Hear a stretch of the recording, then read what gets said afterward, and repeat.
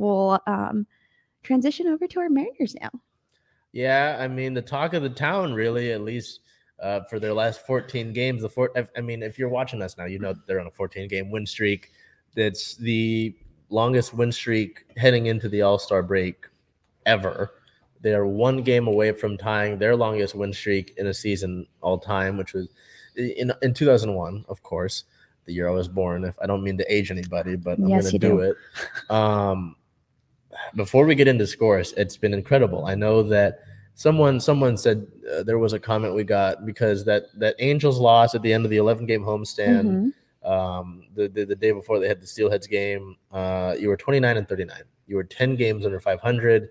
It's June. It's a bad look, especially with how competitive the division seemed because the Angels were in second place. The Astros are the Astros, and the AL East takes up like technically those 3 wildcard spots, or did.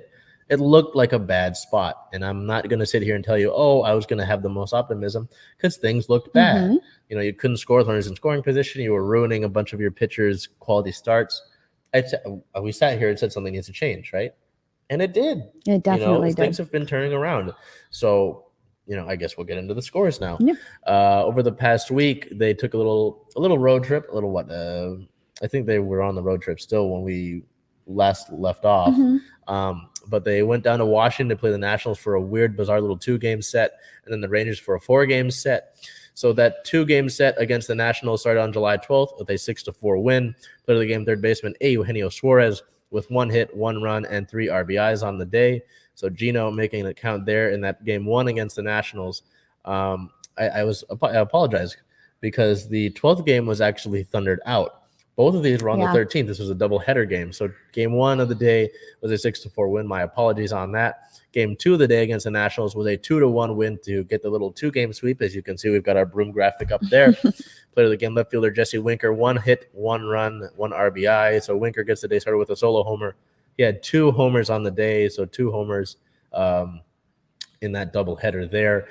Coming fresh off of his suspension from that brawl down in Los Angeles.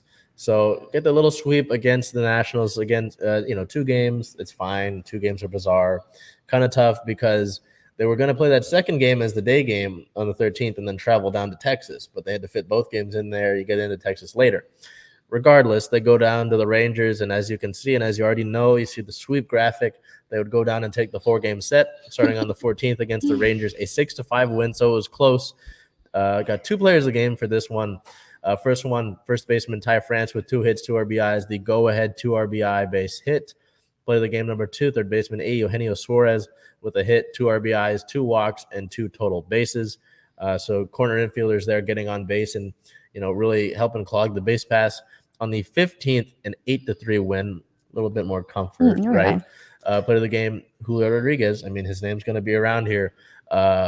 He had 2 hits, 1 run, 5 RBIs on the day, thanks to the Mariners' first grand slam of the year. Who else but Julio? I mean, to hit that first one of the year with how often we've had the bases loaded. Yep. This game was 4-3 going into the later parts of the game, and I was following along, and because I was in Chicago over the past week, and I just see the bases loaded, and I see in play run, and just see grand slam, and it's just this guy. I mean, we talked about it last week, but the star continues to grow and grow and grow. And we'll get into that in a minute because we have got more Julio news. Of course. But on the 16th, game 3, to take the series, the Mariners would win that one narrowly in 10 innings, 3-2. Play the game shortstop J.P. Crawford with 2 hits, an RBI, and the go-ahead RBI single in the 10th inning. And then on the 17th, to complete the sweep and give this team their 14th win in a row, play the game first baseman Ty France, who earlier in the day had been named an all-star, and we'll get to that when we get to team-related news. But Ty had 2 hits, a run, and 2 RBIs, including a 2-run homer to really open things up, a blast that went to the second deck. So before we get to players of the week, team news, injury news, I don't know what to tell you. I mean, this is obviously you're going to lose some games eventually, right? But, with what you've had available and kind of what we've seen with the writing on the wall, with having a bunch of guys on base and just not scoring them, and all of the quality starts from your pitching rotation and how good the bullpen has been as of late, you were missing some things. You needed to tweak some things. and they've been working as of late. You know, Ty is getting back to his form after being injured. Julio. I don't need to go into that further.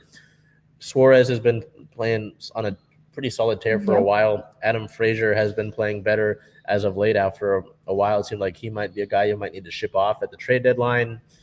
Jesse Winker's back. Sam Haggerty and Dylan Moore, guys who are normally utility guys, are providing great starts for you. Things are clicking right now.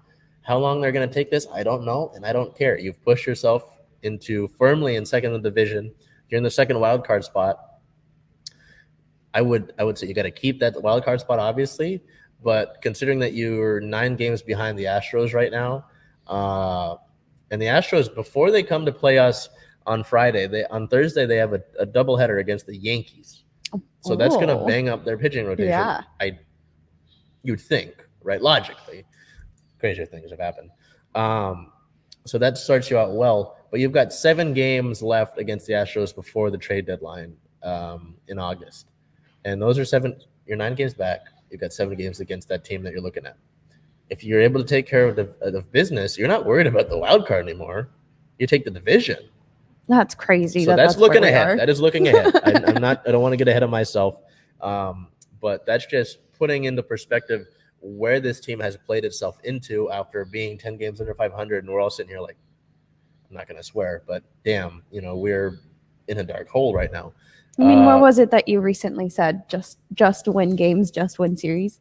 And look where we're sitting now at a 14-game win streak, 4 series. 8 straight series. Is it 8 straight series in total? Yeah, it was like 7. It might be 8 now with the Rangers one. But yeah, I mean, again, eventually this streak will end, and that'll suck. Whatever, cry about it.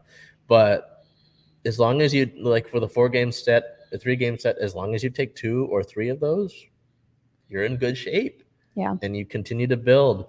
And what I talked about with the AL East, right? Because it's like Boston, Tampa Bay, and the Blue Jays were all kind of the ones hanging out in those 3 wildcard spots. They're all in their own division. They have to play each other again and again and again and again. So eventually someone's going to get knocked down some pegs, So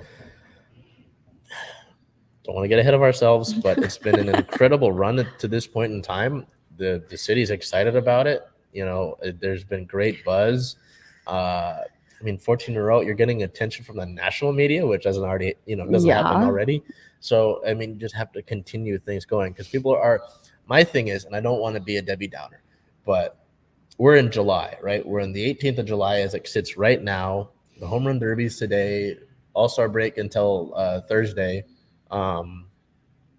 You still have to play August and September and early October to lock that up. Because I know, like, when that says clinched playoffs, sure, we can celebrate. We can all have a great thing. I don't care how far they go. They made it for the first time since I was like 3 months old. But okay, I'll age people. I apologize. But I think back to someone a lot of people looked up to, Kobe Bryant. Job's not finished. It's not finished. It's not going to be until that World Series. So we're working on that. But when the big video screen says playoffs clinched, and you think that's when the job's finished? For this year, yeah, because you're not supposed to make World Series this year. You're supposed to win division, go to playoffs this year. So then getting ahead of ourselves, as you said, from the national media, the teams that went on a 10-game win streak prior to the All-Star break went on to win the World Series. 2 teams. So that might be getting ahead of ourselves, but those are some good statistics. If that comes to fruition, we'll make a bet, and I'll do something crazy. But I'm not worried about that. The Suarez mullet? I would have to get hair to do that, though. I don't, So, but no, it's a great run right now. But before we said, playoffs, October playoff finally done. We're in July, so it's great. Keep it up. We're looking at the trade deadline. I think we'll look at that here next week. But you have to add a 5th starter because George Kirby's not with the club right now, and you want to manage his minutes. And unless Frazier's been playing better, and that's a good segue here. But do you want to add a second baseman if that pops up? So go ahead and segue. That's golden segue as we get to players of the week here. Bel's choice, again, made sense, but in the sense of being different, I went with Adam Frazier. Over the past 7 days, 22 plate appearances, 10 hits, 5 runs, a double, a homer. Yes, a homer from Adam Frazier. I know that's a little bizarre. 3 RBIs, 14 total bases, a walk, a stolen base, a .455 batting average over the past 7 days, a .458 on base percentage, 636 slugging to create a 1.095 OPS. I know that there were parts throughout the year where Adam Frazier he had a good stretch, and it was mostly at home. But for I'd say the majority of the season, he hasn't been great. He had a slow start for sure. He had a slow start, and then before this stretch, he was bad. He was playing bad. It was like, all right, you're gonna start Haggerty or Dylan Moore over him at that point. And to his credit, he's been playing better recently. So does that say, hey, you don't need to go and acquire a second baseman. You don't need to ship me off. I mean, it's not like the end of the world for him because he's a free agent at the end of the year. But at the end of the day, as long as you've got your guys playing you got to be average. I don't need you to be great. I don't need Adam Frazier to play like Ty France. Just be average. Don't be a guy that I can look at in the lineup and say that's going to be an out. Yeah. Don't be an automatic out. We don't want that. So he's been playing better, and I got to give him his credit for that in the sense of being different. But your choice, considering what was finally given to him yesterday, makes a ton of sense. So yeah, as you said, giving a guy his credit, I went with Ty France as my pick of the week. He has had 24 plate appearances, 8 hits, 3 runs, 3 doubles, 1 homer, 4 RBI, 14 total bases, a .333 batting average, a .333 on base percentage, and a .583 slugging percentage for a .917 on base plus slugging. And like you said, giving the guy his credit, initially snubbed, I will say, from the All-Star game, and he was finally given the All-Star appearance. So of course I had to give Ty France his flowers this week. I mean, it makes total sense, and it was just ridiculous that it came so late. A buddy of mine was saying, hey, with how late it came, are you just insulted by it? Are you saying, hey, why was I not an all-star a week ago and now I am this week, because Mike Trout bowed out. So, this was a well-deserved thing. Yeah, I could have argued almost last year could have been an all-star. I should have won a gold glove last year. He should have been the starter, statistically, if we're going off of stats, right, which is a lot of what these things are based off of, should have been the starter. And to see him continually get picked over from all of the replacement players before this was ridiculous. So to see it sucks that how it came, but at the end of someone made a great point, I think, on the broadcast, that at the end of the year, like when you look back on this year in history, you won't see how long it took for him. You see Ty France All-Star. That's all you'll see.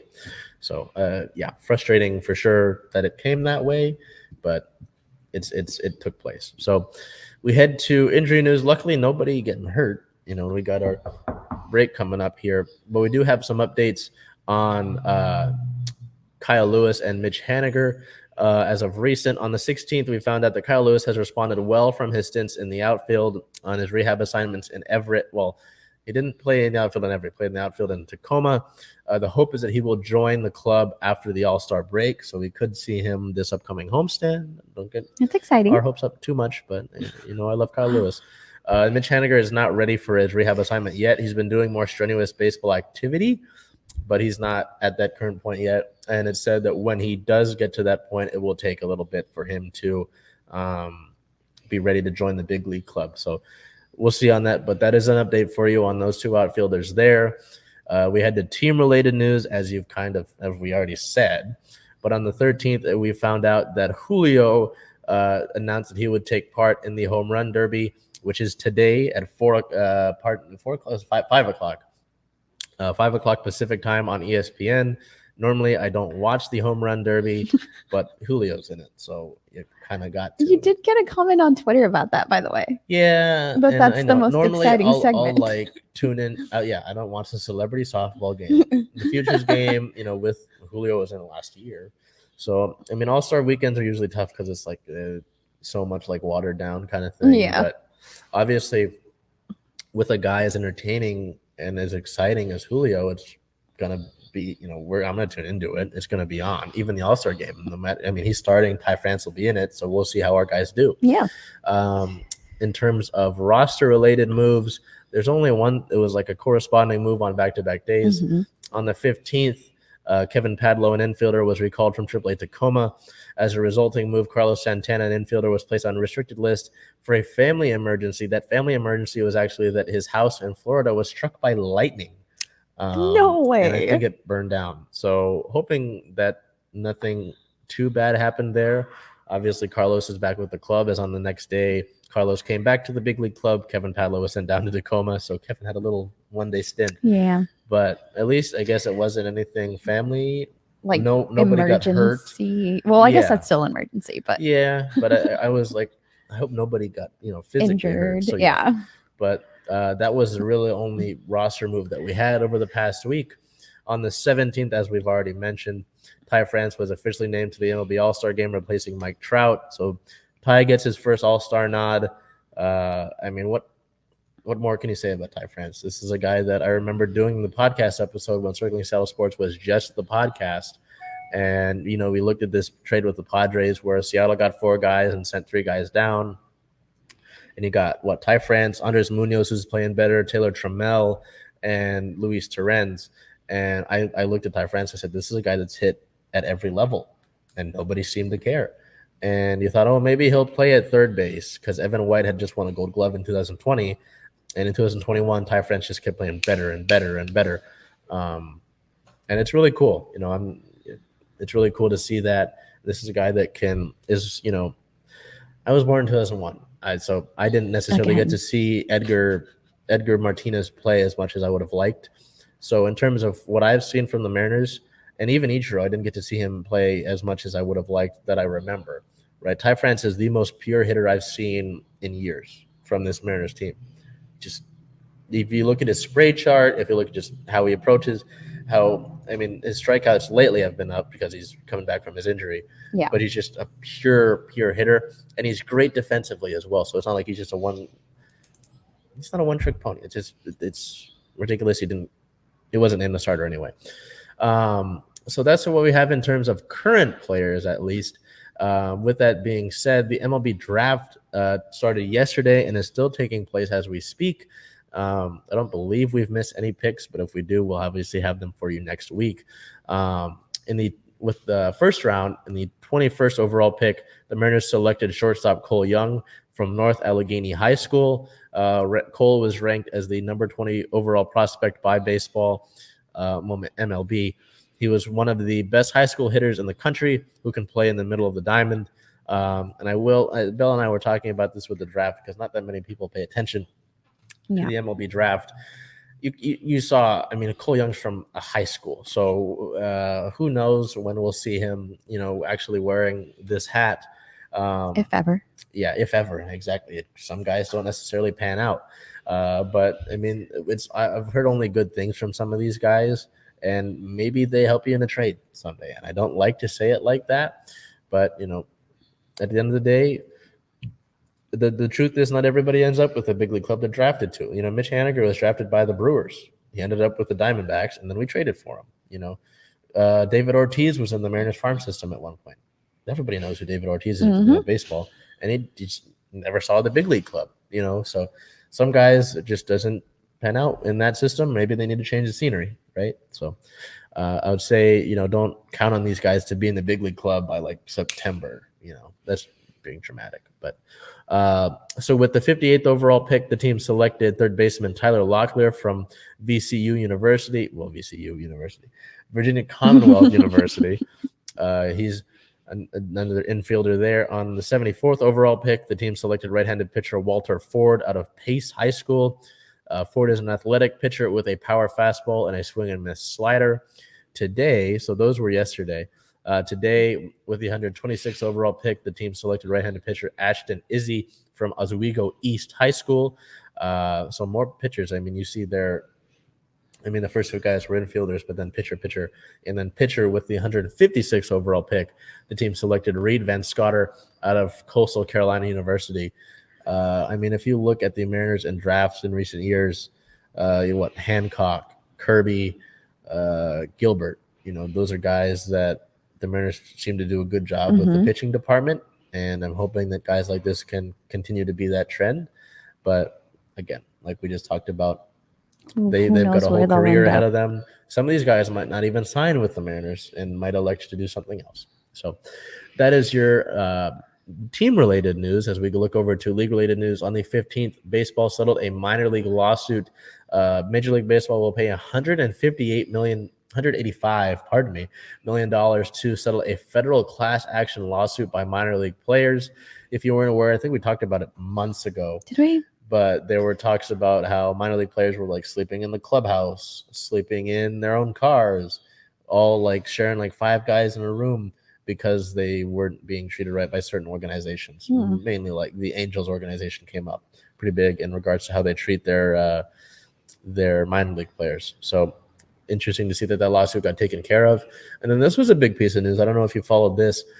Stadium workers will not strike the All-Star game. The union representing the Dodger Stadium concession employees cited substantial progress in contract negotiations. If you weren't aware, the concessions workers at Dodger Stadium were going to strike the All-Star game, which would have been a big deal. But it seems like enough progress has been made, so hope that all gets itself worked out. And then on the 16th, I want you to fathom the amount of money this is. I tried when I first saw this. Juan Soto reportedly turned down a whopping $440 million offer to stay with the Nationals, and the club will now consider trading the All-Star outfielder. Juan Soto's 23. But they were trying to lock him in for years, right? Correct. Yeah. And if you're unaware, the Nationals aren't in the best shape right now. They traded away a bunch of their farm system to try and win now. They won a World Series a few years ago. So with that being said, the idea of trading for Juan Soto has been floating around. And if you follow us on our socials, I posted about it this morning. If you're the Nationals, you know who Herschel Walker is, right? The big trade that took place, and basically like the entire city got traded for him. That's what it's going to take, what it sounds like. Will it end up that way? Who knows? It's the equivalent of $440 million, right? Yeah. So with that being said, I've seen some contingent of the Mariners fan base want this trade to happen. Larry Stone of the Times put out a trade proposal that said Jared Kelenic, Emerson Hancock, Noelvi Marte, who those are like your 3 top guys. Prospect-wise, I know Kelenic spent time with the big league club, so I don't think he counts necessarily. I'm not entirely sure. But those 3 guys, plus Harry Ford or Edwin Arroyo, who are guys that were picked last year and are already doing really well in Modesto, which is, I say AAA. They're just A-level ball. Yeah. So 4 of those guys at minimum. So you're gutting like 4 of your top guys in your farm system for 1 guy who you don't know will sign here. You don't know that. You don't know he'll sign an extension and be in Seattle for, let's throw out 5 years, right? Let's say 5 years just for median. Because, and then, because you've only got him under club control through 2024, because he could be out then. So you trade out all of your farm, 4 guys who could, right? This is all very hypothetical. Speculation, yeah. 4 guys as opposed to 1 who could have an impact on your future. And that's at minimum. Big no. I don't want it to happen. I don't want to trade all those guys. Again, people have said it could be less.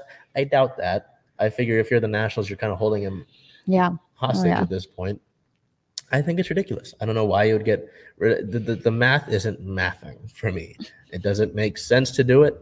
I don't want to do it. You've already got in the outfield, you've got Jesse Winker, Julio Rodriguez, Mitch Haniger, Kyle Lewis, Tilla Trammell is there, Jared Kelenic's in AAA right now. Mm-hmm. You can do the math, right? You can see my fingers. There's a log jam. So you'd have to get rid of somebody. You'd have to move people. You'd risk it. Overall, don't like it. Do you have anything on it? Who did you say was the one that reported with the potential trade? Larry Stone from the Times, but he's been covering at least the Mariners for a decent amount of time. But people are like, oh, go ahead, do it.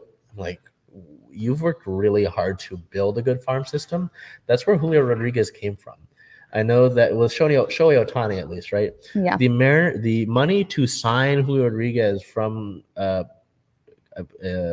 sign Julio to the club came from not getting Shohei Ohtani. Mm-hmm. I think the same with Noelvi Marte. things happen for a reason, and you've seen how big Julio is.